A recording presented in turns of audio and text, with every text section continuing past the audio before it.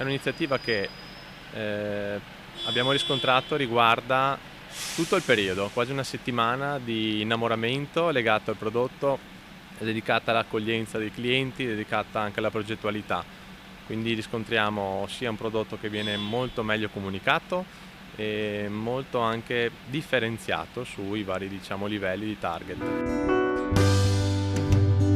C'è bisogno di amore, di passeggiate mano nella mano, di sguardi teneri tra i vicoli della città o sulle colline della provincia, di cene a lume di candela.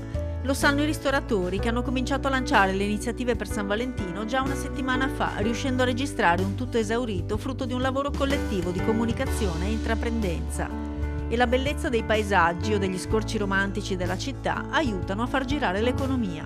Sicuramente sull'acqua le iniziative anche che hanno sempre contraddistinto in questa decoratività e questi scorci romantici, i nostri porticati, i nostri canaletti, i nostri mobili sono preziosi e queste decorazioni continue un po' su tutta la città sicuramente accolgono. Anche quest'ultima iniziativa, devo dire, è legata all'attraversamento con la barca a partire da Ponte Dante. Devo dire che è stata un'idea geniale e che stimola anche la collaborazione di tutti noi all'insegna di cercare qualcosa, un contenuto che incontra il cliente. Menù a tema accompagnati da esperienze turistiche con un'offerta variegata per tutti i gusti, i generi, le età e anche le tasche.